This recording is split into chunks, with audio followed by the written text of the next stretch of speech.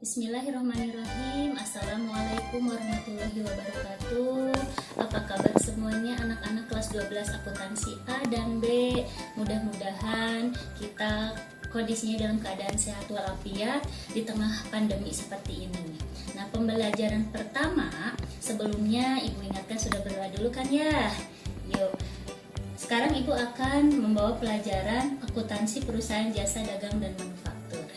Nah, pembelajaran kali ini memang berbeda sama yang sebelumnya. Kita nggak bisa tatap muka secara langsung, tapi di sini Ibu menyapa semuanya. Mudah-mudahan kondisi kita tetap semangat ya, walaupun kita pembelajarannya secara online.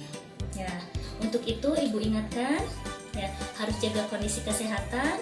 Ingat 3 protokol kesehatan. Yang pertama menggunakan masker, yang kedua cuci tangan dengan benar pakai sabun atau hand sanitizer. Yang ketiga adalah jaga jarak. Yuk kita lanjutkan ke sini. Perusahaan akuntansi dagang jasa dan manufaktur. Bab yang pertama yaitu menganalisis dokumen sumber dan dokumen pendukung pada perusahaan manufaktur. Materi ini juga sudah kalian pelajari waktu kelas 11, cuman kelas 11 perusahaan dagang. Masih ingat? Yuk ingat kembali yuk. Berikutnya. Nah, tujuan pembelajaran, siswa mampu menganalisis karakteristik dan transaksi perusahaan manufaktur. Yang kedua, siswa dapat mengetahui pengertian dokumen sumber dan dokumen pendukung. Yang ketiga, macam-macam dokumen sumber dan dokumen pendukung perusahaan manufaktur itu apa saja sih? Berikutnya yang ketiga, memproses dokumen sumber dan dokumen pendukung perusahaan manufaktur. Berikutnya, ya, pertama, kita untuk bisa mengetahui perusahaan manufaktur lebih jauh, kita harus tahu dulu apa sih perusahaan manufaktur itu. Ya, perusahaan manufaktur adalah suatu cabang industri yang mengaplikasikan mesin, peralatan, dan tenaga kerja dari suatu medium proses untuk mengubah bahan mentah menjadi barang jadi. Nah, ini perbedaan mendasar antara perusahaan dagang dengan perusahaan manufaktur. Masih ingat perusahaan dagang? Ya, tentunya di perusahaan dagang itu kegiatan operasinya dia cuma hanya membeli dan menjual barang yang sama. Nah, sedangkan di perusahaan manufaktur ada proses mengubah bahan mentah menjadi barang jadi.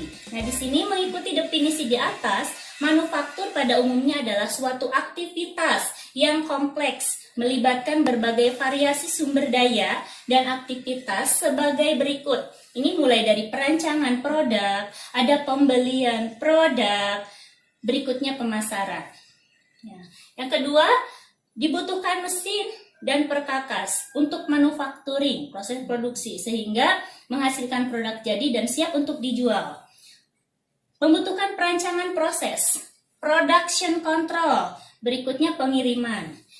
Perlu material, ya material bahan-bahan, biaya-biaya, support service, dan customer service. Ini perbedaan mendasar karakteristik dari perusahaan manufaktur yang di perusahaan dagang tidak ada.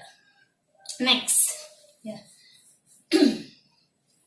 Next lagi, kegiatan akuntansi perusahaan manufaktur ini dapat kita simpulkan adalah perusahaan yang kegiatan utamanya mengolah bahan baku menjadi barang jadi dan kemudian menjual barang tersebut, ya, sehingga pengolahan bahan baku menjadi barang jadi disebut proses produksi. Nah, ini perbedaannya kalau di perusahaan dagang nggak ada proses produksi ya. Oke, lanjut. Ada elemen biaya produksi dalam perusahaan manufaktur yang ini tidak ada di perusahaan dagang. Apa saja? Lihat, di sini ada bahan baku, ya, material. Ini nanti jatuhnya ke biaya bahan baku. Selain itu perlu apa? Perlu biaya tenaga kerja, ya, untuk membuat produknya. Nah, selain dua ini, perlu satu lagi, biaya overhead pabrik untuk menunjang terjadinya proses produksi. Nah, ketiga biaya ini tidak ada di perusahaan dagang. Berikutnya. Nah, ketiga biaya yang tadi, ini pengertiannya. Ya, apa sih bahan baku? Bahan-bahan yang dapat dengan mudah dan langsung diidentifikasi dengan barang jadi. Contoh tadi biaya bahan bakunya untuk tembikar adalah tanah liat dan semen. Jadi tanah liat dan semen itu adalah elemen yang paling mudah, yang paling banyak di suatu produk tersebut. Yang kedua, biaya tenaga kerja langsung. Apa itu biaya tenaga kerja langsung? Biaya untuk tenaga yang menangani secara langsung proses produksi atau yang dapat diidentifikasikan langsung dengan bahan jadi. Jadi tenaga kerja di sini adalah, kalau lihat yang tadi adalah orang yang mengerjakan tembikar itu langsung dengan produk dia mengerjakannya. Ya, yang berikutnya adalah biaya overhead. Ya, selain kedua biaya ini itu dikategorikan biaya overhead pabrik. Oke, selanjutnya biaya lagi berdasarkan aktivitas terbagi menjadi 4. Ya, di perusahaan manufaktur itu ada biaya pemasaran, ada biaya produksi, biaya keuangan, dan biaya administrasi umum.